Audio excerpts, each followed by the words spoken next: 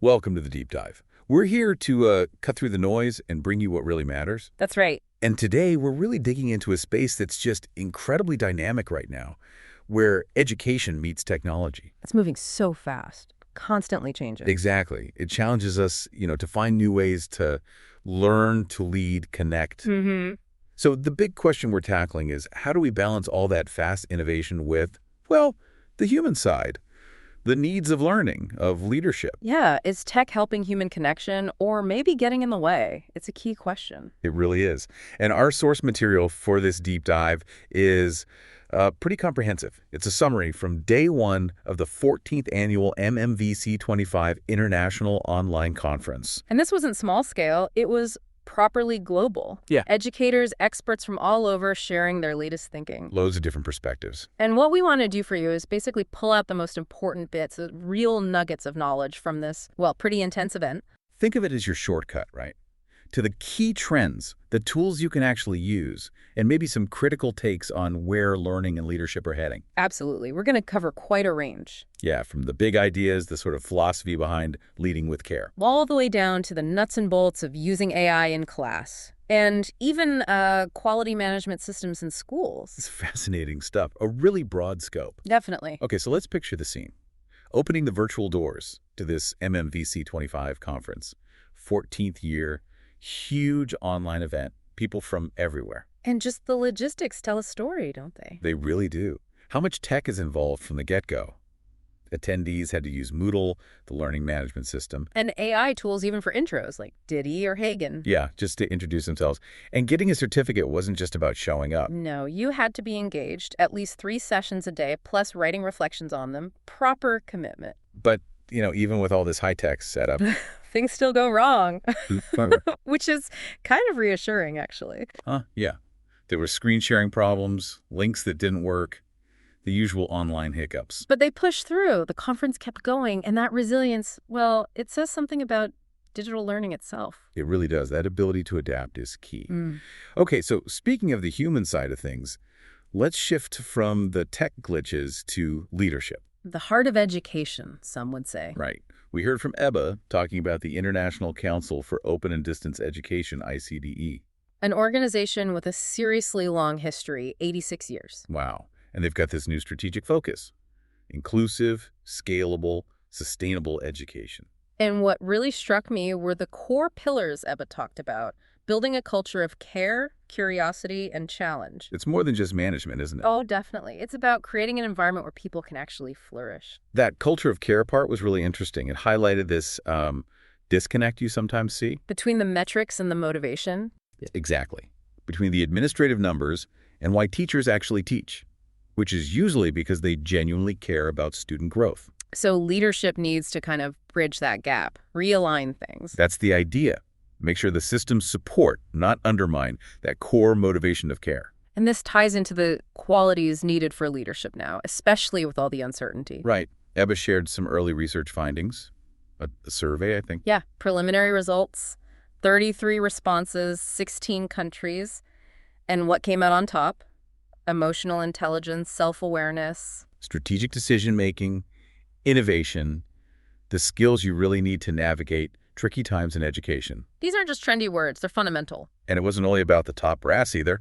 The discussion also touched on respecting students' backgrounds, their first languages, their cultures. And valuing the teacher's own experience, their practical wisdom about care and well-being. That stuff's gold dust, isn't it? You can't easily measure it. No, you can't.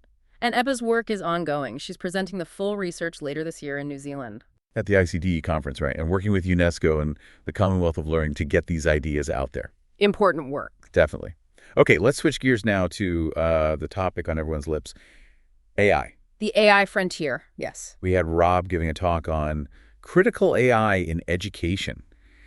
And it was, well, thought-provoking because it focused on the downsides, the potential overuse. Yeah, it was a good reality check amidst all the excitement. He didn't hold back, did he? Not at all. He pointed out, a lot of ed tech tools perhaps lack solid methodology or pedagogy. Right, and the gamification aspect. Sometimes it's just competition, not real understanding. He also raised concerns about AI bias, which is a big one. And the failure rate of ed tech startups. That was quite stark. Plus the potential negative impacts of too much screen time, cognitive development, social skills. He really urged educators to pause and think critically. To ask why. Why are we using this specific AI tool? And to make sure we integrate humanity mindfulness with the tech.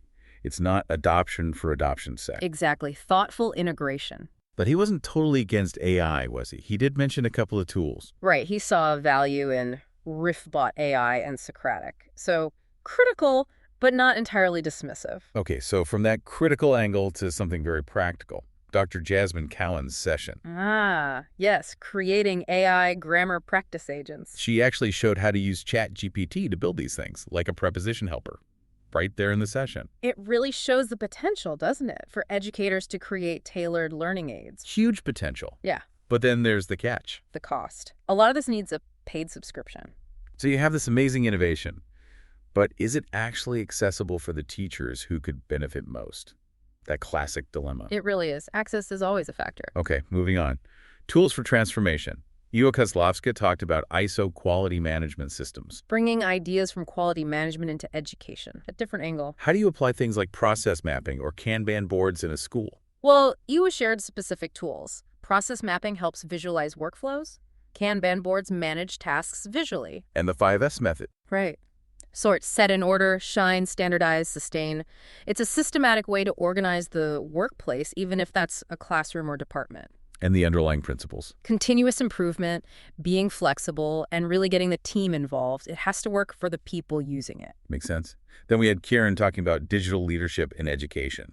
Which connects back nicely to Eva's points about leadership, but with a digital focus. So digital leadership is more than just like buying computers for a school. Oh, much more. Kieran's point was it's about fundamentally changing, teaching, learning, even how the institution runs, using technology effectively. So what makes a good digital leader? Visionary thinking, for one. Pushing pedagogical innovation, using data smartly, Right. but also focusing hard on equity, accessibility, and ethics. That's crucial. So it's about fostering those 21st century skills, digital citizenship. Exactly. Preparing students and staff for the world we live in now. All right, one more key area, online engagement. Always a challenge. Definitely. Dr. Sam Monin introduced Kialo. Which is a free tool, importantly, an argument mapping tool. Yeah, and its features are really designed to get students discussing and thinking critically online. How does it work? It uses visual maps to lay out arguments, pros and cons. People can contribute asynchronously, so time zones aren't an issue. And there are anonymous modes. Right, which can really help lower barriers for students who might be hesitant to speak up. It boosts inclusivity. And the impact. Did they mention results? They reported a big jump in participation, like 3 to 5 times higher. Plus, it works across different languages and regions, makes critical discussion more accessible. Wow.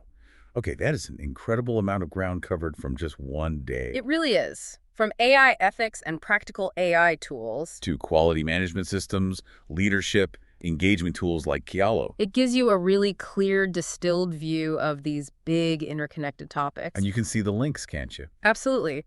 Like how critical thinking, which Kialo supports and Rob's critique highlighted, is so fundamental for good digital leadership. And how that culture of care we talked about earlier, it needs to underpin everything. Tech integration, quality processes, all of it. Otherwise, it's just systems without soul, isn't it? It needs that human element to be truly effective for learners. So, as education keeps changing so fast, here's something maybe for you to think about. Final thought. How do we make absolutely sure that human connection and that critical awareness stay right at the center of it all? How do we ensure they guide how we use new tech and shape the kind of leaders we need for tomorrow? That's the challenge, isn't it? Keeping the human firmly in the loop.